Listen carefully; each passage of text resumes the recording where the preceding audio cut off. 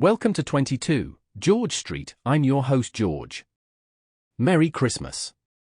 In today's episode, we're addressing a thought-provoking question: why do the Chinese often appear to struggle with criticism? When Western media critique China, whether it's about political institutions, economic policies, or societal issues, the response often pivots to deflect attention toward the flaws of the accusers. Phrases like, "What about America's racial inequality?" or "What about Britain's colonial past?" are common rebuttals. But these responses are more than simple acts of defensiveness. They reflect a deeper cultural, historical, and intellectual framework that shapes how China engages with criticism. In this episode, we'll break down this phenomenon by exploring three key factors that contribute to it. First, China's lack of an Enlightenment legacy.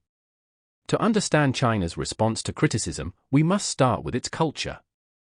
Unlike Europe, China did not experience an Enlightenment, a movement that championed reason, skepticism of authority, and critical thinking as tools to improve society. The Enlightenment gave rise to the idea that progress comes from questioning and challenging the status quo. Philosophers like Kant, Voltaire, and Rousseau encouraged societies to embrace scrutiny as a means of understanding and improvement.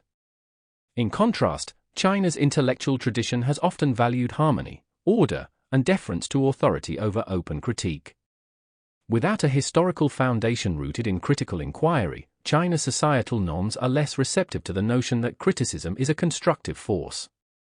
Instead, critique is often interpreted as a threat to social cohesion or an attack on authority. For example, while Western societies might view public protests as a means of holding power accountable, Chinese culture tends to see such actions as disruptive and harmful to collective stability. This divergence helps explain why criticism, especially from the West, is often met with suspicion and resistance in China. Second, limited understanding of social science.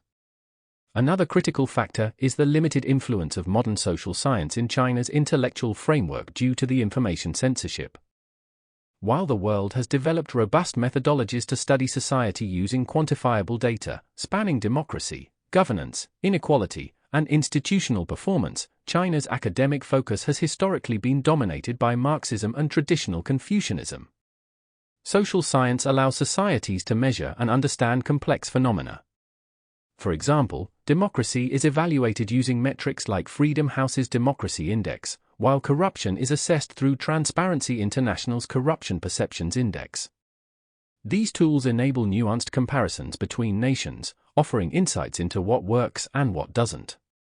However, in China, there is often a lack of awareness or acceptance of these frameworks. Discussions about governance or social issues are frequently filtered through Marxist or Confucian lenses, which lack the empirical, comparative approaches that define modern social science.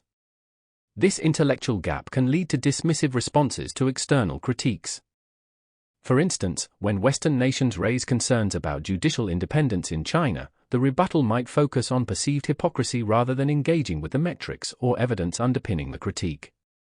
This not only sidesteps the issue but also reflects a deeper resistance to adopting methodologies that might expose institutional weaknesses. Finally, there are historical roots of China's sensitivity to criticism. Most importantly, collectivism and the role of face. China's collectivist culture plays a significant role in shaping its relationship with criticism. In collectivist societies, the reputation of the group, whether a family, community, or nation, takes precedence over individual concerns. As a result, criticism of one aspect of the group is often seen as an attack on the whole. This is compounded by face culture, which emphasizes maintaining dignity and avoiding public embarrassment. Criticism, especially from outsiders, risks losing face, not just for the individual or institution in question, but for the entire nation. For example, if a Western journalist criticizes environmental pollution in China, the response might be defensive, focusing on pollution elsewhere rather than addressing the issue. This reaction stems from a desire to protect the nation's image rather than engage in self-reflection. In addition, China's myopic worldview.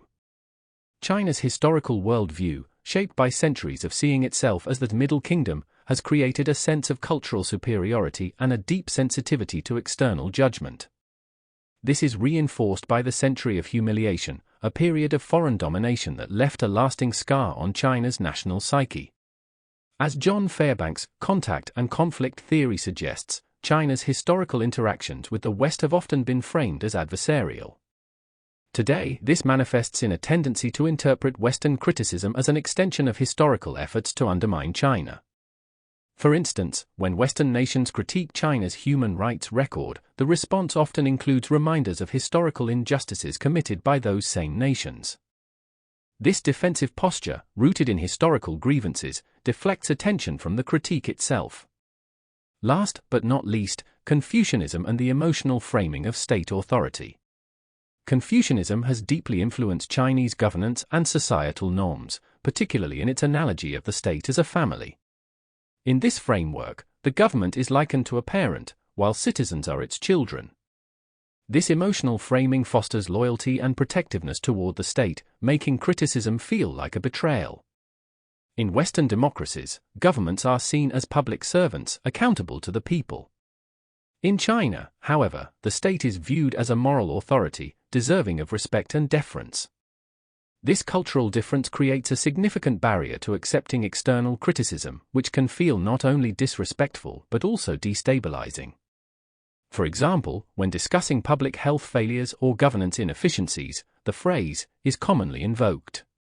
This emotional appeal shifts the focus from systemic issues to the challenges faced by the state, effectively shielding it from scrutiny.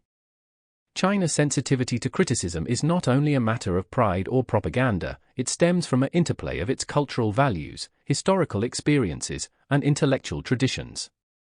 These factors deeply influence how criticism is interpreted and how responses are shaped, creating a dynamic that is both unique and revealing. Thank you for joining us on 22 George Street. If you enjoyed this episode, please like, share, and subscribe to support the show.